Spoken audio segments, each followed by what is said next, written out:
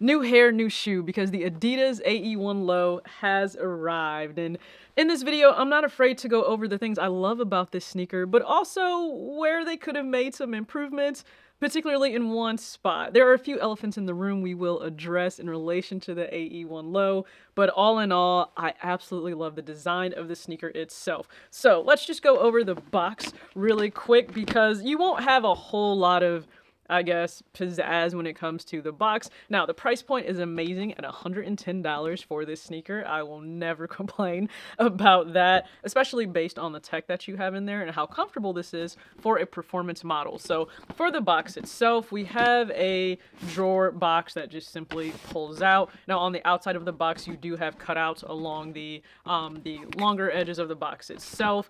And on one side for the drawer, you have Anthony Edwards established, Georgia 2001. Don't follow the wave. And he has certainly set himself apart from quite a few stars, I think, within the NBA. And I hear people say all the time, never change, Ant. And I will say that, like, change and evolve, but also just continue to be as fun as you are. So, again, this is the Adidas AE1 Low. Of course, the mid has captivated so many people. It's really created this excitement within performance basketball sneakers to also go off the court and be worn casually.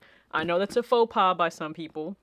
You think that we shouldn't wear performance pairs off the court, but newsflash, all the retros, yeah, they were once also performance pairs on the court. So the official colorway for this sneaker, Silver Pebble, Black, and Wonder Beige. Now, this colorway may not be for everyone, which I understand. I think it actually allows you to do a lot with it, and I know a lot of you are probably awaiting that mural colorway because it is so amazingly vibrant. It's just a gorgeous color. It captivated my attention too during the promo for it. And then just with the paper, you have Ant's logo and then you have Adidas on the printed paper. That's it. You don't get anything else additional in the box, but for $110, I think that's kind of expected. So let's go over the sneaker itself. Now, I don't have the mid to compare it with. I know there are updates to the lacing system, to the actual inner liner based on the feel, how much is added on top, of course, to the structure. I can't tell you that, but you can certainly just go watch Wear Testers because Chris goes over all of that in terms of the improvements he felt that Adidas made within the actual models themselves. So this is me viewing this first time in hand as a consumer, and I must say the design, I absolutely love it. Now, I was also a really big fan of the Crazy Infinity 3, so much slimmer than that, but I was also a fan of, let's talk about the elephant in the room, I liked the Adidas YZY QNTM. I like the basketball pair. That's one of the elephants in the room to address, okay? Is yes, you may look down, top down at this sneaker and think, does this kind of give you a throwback to the YZY QNTM? I think it's okay to say that. Now, I also understand we're kind of opening the door for Yeezy stands to burst through it and say, yeah, see, you guys are just stealing from Ye, and you can't really have any design language without Ye at all. Well, I think we also need to come back down to earth and remember that those were Adidas designers also. So it's not uncommon for them to draw maybe from the DNA of other things that worked really well, but also improve it. Because have you ever actually put the QNTM or the basketball pair on foot?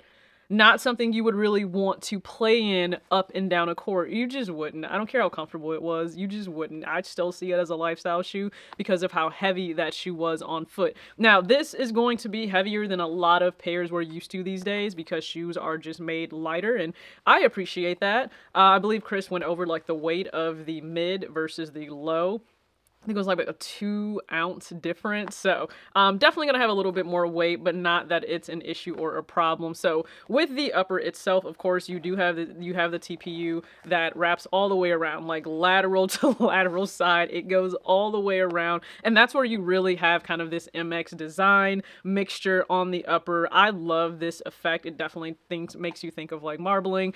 I love the effect itself. Now, I've seen some people say that you have a carbon fiber plate on the back. That's definitely not okay. That's not. You have a synthetic material on the back and you have the Adidas logo. Now, some people are saying that this logo being so prominent on the back, it actually takes away from the shoe. I don't think that at all, but I can understand if you don't like that. Interestingly enough, though, a lot of you saying that, do you have an issue with that really big swoosh being on the side of Jordan 1s? Because it's there and it's pretty loud and bold. So this being on the back means depending on the pants that you may wear with these, you won't even be able to see it. Now, for the upper, the rest of it, it just says that it's textile for the upper of the shoe itself, which really just looks like a really thick mesh. Now, it's also mesh underneath the perforated lateral side, which I like because that should allow your feet to be able to breathe, whether you're on court or just wearing this around casually. You don't want your feet to overheat. The lacing system. I've seen people like it and not like it. I've seen people say they can't stand it because it just does, it's not aesthetic to them. I appreciate it not having the beginning of the lacing system that they have on the mids. This is much better, I think, for just making the shoe fit how you need it to fit, to adjust the laces, and no, you don't get any extra laces in the box. But I really appreciate this. The tongue certainly moves a lot more freely from what I'm told from the mid. It moves really freely, and I appreciate that, and I like that. I intend to really rock the loose lace here, and I do the same with the Kobe 6 Protros because those also have like a tighter fit, but you can wear them casually off the court. And let's get down to the inside because it's really comfortable. Now, I know a lot of people have said it's a satin liner. I'm not sure if it's satin or if it's nylon because I know sometimes nylon can also have this smoother finish on it. Regardless, it's extremely comfortable and padded here around the ankle, and that's exactly what you want. Now, I've seen people say in Reddit forums that the heel slippage is not appreciated by some that are rocking these on the court, so you may want to take that into consideration if you intend to really use this as a performance pair. Now, the outsole, herringbone, I mean, I would imagine this is going to give you a lot of nice grip when you're actually on the court, and with the cushioning itself, you have light boost, which is visible here on the back through this little window. But you also have light strike, so they give you two different cushioning systems, which I think is really nice. Whether you're on the court and you want that return of energy, that's why we appreciate boost, or you're wearing these casually. Now, in terms of comfort, I feel that these are not as comfortable as the Crazy Infinity 3. Just my personal opinion. I think those may edge these out just a little bit, but they're still extremely comfortable on foot. Like, I'm still going to give this, I think, especially for being a performance pair, like a 7.5, 8 to be able to have on foot. Now, talking of sizing, I chose to get a 6.5. If you know sizing, typically I would go with a 6 because women's 7.5, that is a men's 6. But if you also know Adidas sizing, then they go 1-to-1. Which is actually what you're supposed to do. But I went with a 6.5, and I'm glad I did because just going with a 6, that would have been too uncomfortable on my feet, just too restrictive based on how the upper near the toe box area fits. I just feel like that would have been a little bit too restrictive, and that's just me personally talking. The other elephant in the room, because I love the design, absolutely love the design of this sneaker, the glue stains. I think this is where we can improve because QC is a little disappointing on these. Now, when you look at QC on a lot of the mids, I didn't see as much glue in photos or in videos, again, just from what I'm able to gather, looking at different accounts on social media, and I know people have posted a ton of on-foot looks on their accounts. For the lows, though, and I've seen people comment this on different pages, yes, I am okay to acknowledge that there are quite a few glue stains. I think with this being a synthetic upper, they fused so much of the upper of this shoe together with glue, and you can see that the lines are just not cleaned up, I think, really well. So that's an area of improvement. I think when we appreciate and love the things that these brands and these designers put out, I think it's okay to objectively say what's really great and also what could use improvement, because hopefully they listen to us, the consumer, and they improve upon what they've already done that's working really well. The AE1 is amazing, but there is room for improvement. Just as people thought there was room to improve the mid, I think there's room to improve on the AE1 low, and to me that would really only be in the quality control. So that final little execution, dotting all the I's, crossing all of the T's.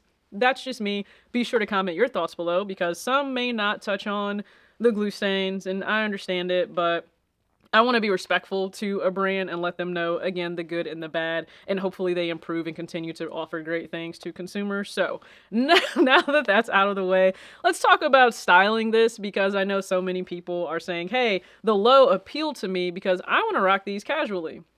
I get it. I am right there with you. I too intend to rock this casually.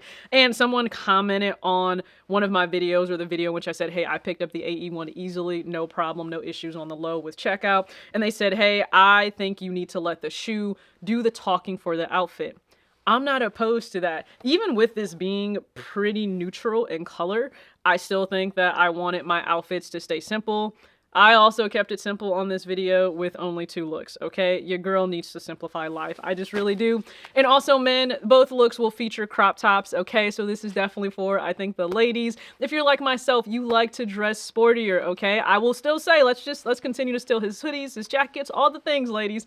But we can certainly make it our own. The feminine touch of a crop top always works, and accessorize however you would like. So for me, the very first look that you guys will see for the AE1 low, essentials top and bottom. So I have the crop on in the top, and then you have the bottom. And if you guys remember, I love this color. Just it's that perfect lighter shade of green, which I think really does go well with the upper of the AE1 low from the Ascent Pack. And so just rocking that. And then I threw on the brand new Adidas Coach's jacket that you guys saw in an earlier video. So that's a pickup that I got off Mercari, brand new with the tags. It was like $35. So something that I can certainly wear summer, but also I think that early spring before we transition into summer. And it's just simple. Crop top, some shorts, stay really cool, have a jacket, roll the sleeves up, crew socks for Adidas, and that's it. Not a whole lot else needs to be done. And then if you would like to transition into something that is more fall or maybe even more winter, depending on, you know, the season itself, you can't go wrong with a classic bomber jacket. Actually, everything I would say I have on are staples in my wardrobe in that second fit. So the Richie Lee collection cargo pants, I love the bottom of these pants, how they fall atop of the sneaker itself. Again, one of my favorite pairs of cargos in my collection. So you're seeing these in black, and then just a basic white crop. I have like 4 of these. So if you see them a lot in videos, it's because I own quite a few of them, okay? So the white crop, and then just my green olive bomber jacket. So keeping both fits really simple. Hopefully you're able to see you don't need anything that's like over the top to be able to work with this shoe casually. I rocked a lot of neutrals, in my opinion, for this. A lot of black, a lot of white. I see olive green or lighter greens as neutrals also, because I think they can do so much with the shoe you're wearing, with the outfit you're wearing. And I think, ladies, it's something you can certainly wear. Men, you can make it your own, just probably not with the crop, okay? Throw on an actual tee with either look, and I think it works. So all in all, I'm really excited to have this in hand. I think Adidas is doing some amazing things. I think they're bringing some excitement back where some feel that they just haven't been feeling it in footwear. And that can be for a number of reasons, right? It can be based on the prices that you're seeing, which at an average of over $200 per pair, depending on what brand you're shopping with, I totally understand it.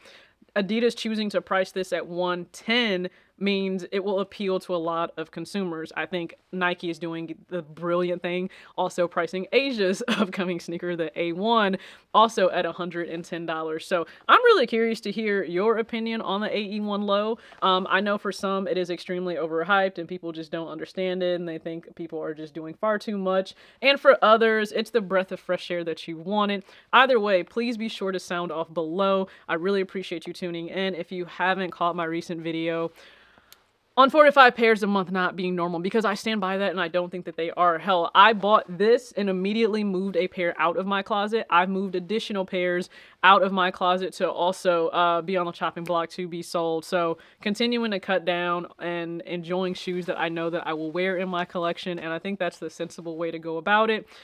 And there's probably a video up before this one around sneaker elitist, because it feels that way, being in their feelings about retros returning. All right, just check that video out. It could be a hot take, I'm not sure, but I always appreciate you engaging. As always, act your age, not your shoe size. Peace.